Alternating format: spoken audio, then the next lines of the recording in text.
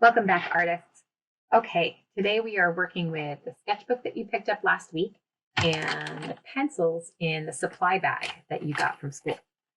We're going to be working at creating some forms, like that optical illusion of something being three-dimensional on a two-dimensional plane. And to do that, we're going to use light and shadow, so shading, to create different values to make something look like it has three dimensions.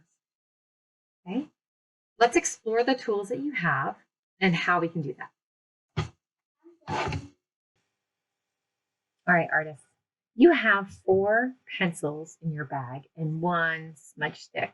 Smudge stick is just it's recycled paper, and it's packed really twisted really tight so that you can use it to smudge your values.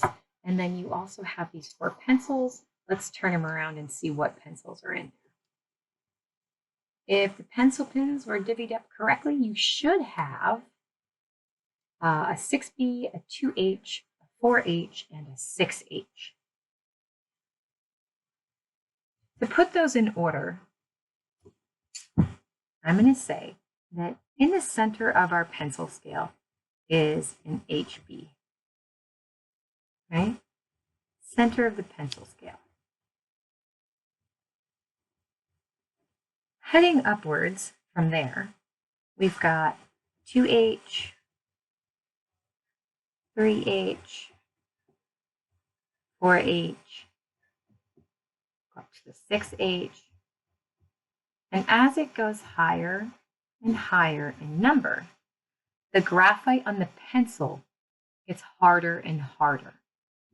So harder, and it draws a lighter line because it leaves less on the paper as it goes higher in number. Conversely, if you flip it around the other direction, this way, you have a 2B, you have 3Bs, 4B, 6B. And these all go higher and higher, right? As you go to the left and your B's get higher in number, then you'll see on here the pencil itself becomes softer, and it becomes darker. So from the HB, as the numbers go higher, they get softer and darker. What I'd like you to do is take your ruler that you have in that supply bag as well and map out a couple of long rectangles, maybe 4 inches or so in length. Go below wherever you have one of those pencils. Now I have a 2H, I have a 4H, right? This one, and I have a 6H. I don't have a 3H. I know it's there in line, but I don't have that pencil, so I'm not going to work with it right now. Just going to do the ones that I do have. Okay, so I have a 6B, 2H, 4H, and a 6H. What I'm going to do in each one of these sections is I'm going to try out my pencil, and I am going to see if I can make a nice even value scale. We talked about values, and we talked about having highlights to transitional values to your core shadows. And to create those, we have to know how each pencil is going to work for us.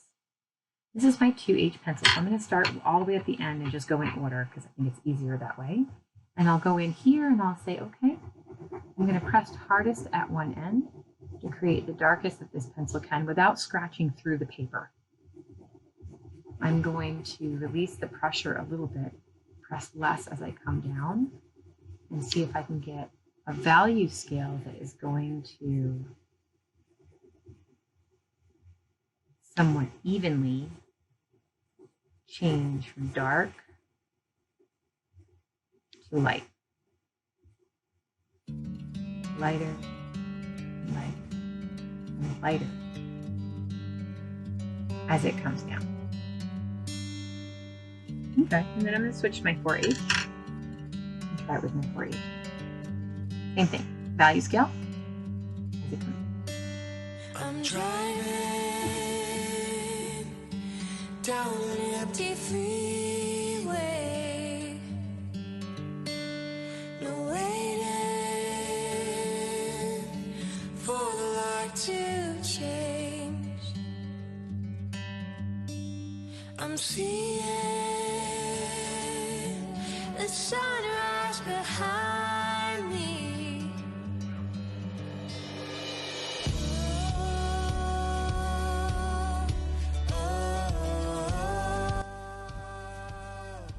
As even as I can get it, a lot of range of values there. I want to have a lot of change in my lights and darks.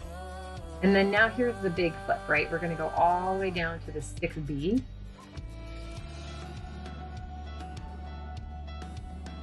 Get your darkest dark in there, okay?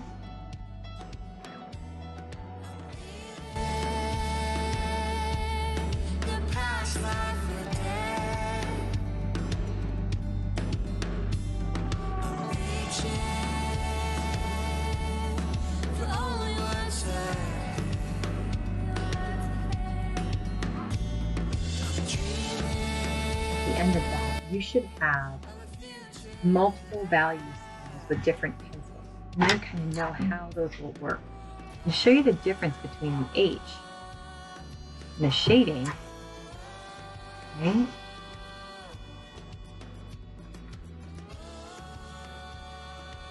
And the B in the shading, look how much this smudges in comparison. I'm going to start at the lighter end or else it brings all of that dark up. Right?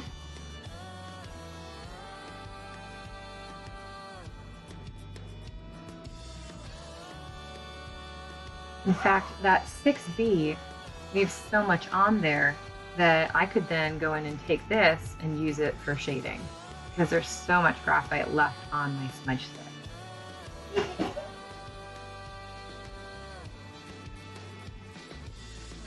Doing values, the main point with our illusions is to take a two-dimensional shape and instead make it look like it's three-dimensional, right?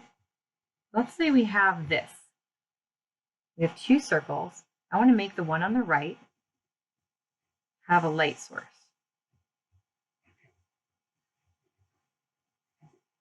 Okay, so this light source is going to hit this sphere this way.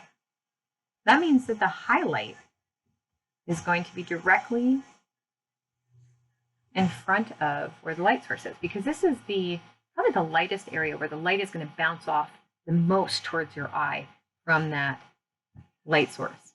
And then directly across from that is where the core shadow is going to be. That's going to be where the darkest area is. Right? I'm going to take my 4H pencil and I'm going to do a little bit of shading around the edge here to kind of show you how the shadow would curve around that form. And this is where you get that that illusion that it's three-dimensional. Right? We're going to make some art magic here. Make that very flat, right? Obviously two-dimensional surface look like it has a three-dimensional object on it. I'm just using my 4H pencil right now.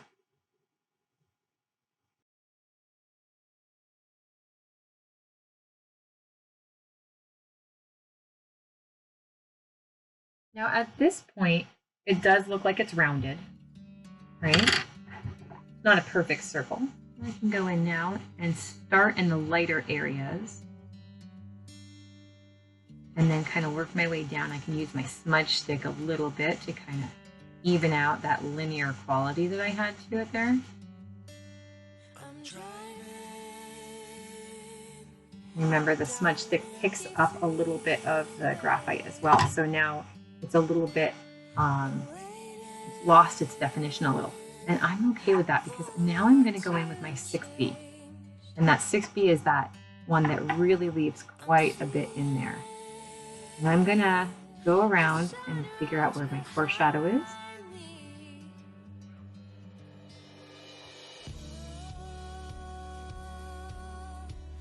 Foreshadowing up over here.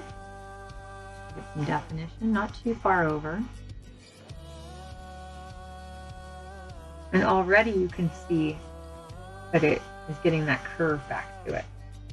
I do want to leave a little bit of light right here for that reflected light, for the light that bounces off the table and then back up onto the surface of the object.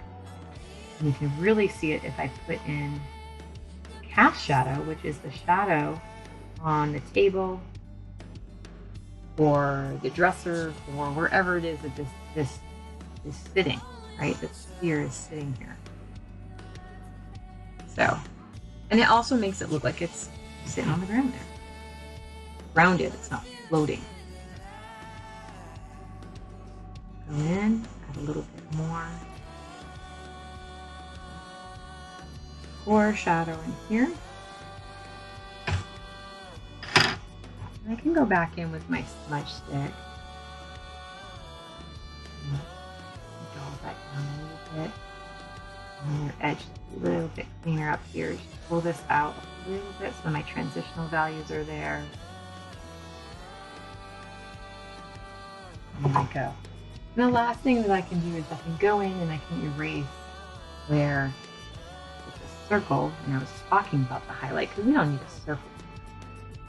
And then now I've transformed a flat circle to a three-dimensional form using a light source and playing with the shadows and the light. So it goes from that highlight is here, transitional values, that means that they're mid-tones transitioning down to that core shadow that's the darkest. You've got your reflected light at the bottom here, and then you have the cast shadow on the table or surface area.